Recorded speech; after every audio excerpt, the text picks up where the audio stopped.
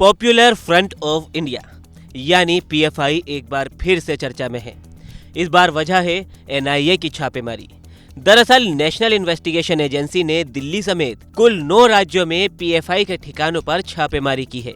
इस दौरान 30 से ज्यादा लोगों को गिरफ्तार भी किया गया है। यहाँ गौर करने वाली बात यह है कि एनआईए एक के बाद एक बड़े ऑपरेशन को अंजाम दे रहा है। समाचार एजेंसी पीटीआई के मुताबिक ये छापेमारी टेरर फंडिंग, ट्रेनिंग कैंप्स का आयोजन और लोगों को चरमपंथी बनाने में पीएफआई का हाथ होने के चलते की गई है।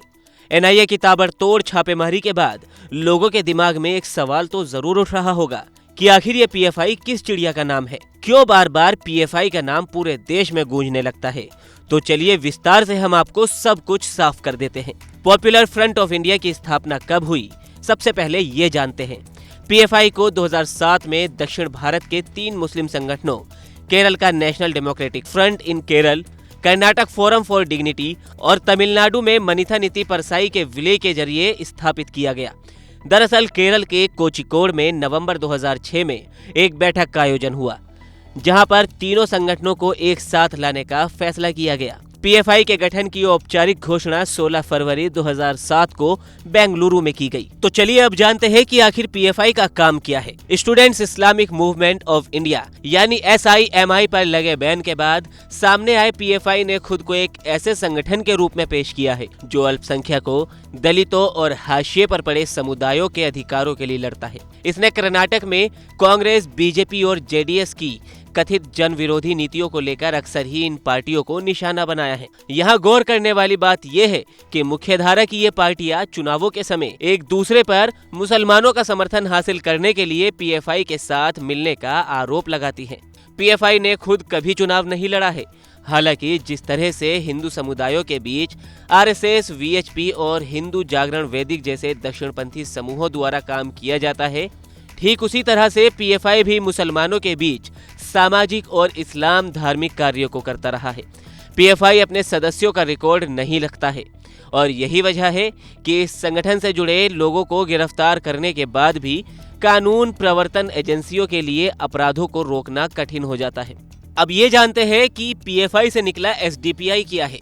दरअसल 2009 में social democratic party of India यानी एसडीपीआई नाम का एक राजनीतिक संगठन मुस्लिम, दलितों और अन्य हाशिए पर पड़े समुदायों के राजनीतिक मुद्दों को उठाने के उद्देश्य से पीएफआई से बाहर होकर एक नए संगठन के रूप में सामने आया था। एसडीपीआई का कहना है कि उसका मकसद मुसलमानों, दलितों, पिछड़े वर्गों और आदिवासियों समेत सभी नागरिकों की उन्नति का समान विकास है। इसके अलावा सभी नागरिकों के बीच उचित रूप से सत्ता साझा करना भी उसका इरादा है।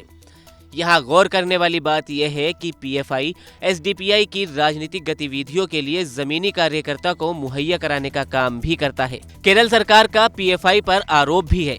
साल 2012 में ओमन चांडी की अध्यक्षता वाली कांग्रेस की केरल सरकार ने हाईकोर्ट को बताया था कि पीएफआई प्रतिबंधित संगठन SIMI के जैसा ही एक ऑर्गेनाइजेशन है।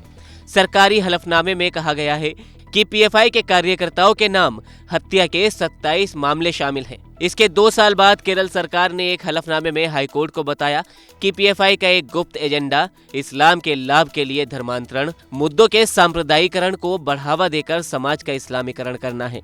कर्नाटक में राजनीतिक रूप से पीएफआई और एसडीपीआई कितना सफल है, अब ये भी जान लेते हैं।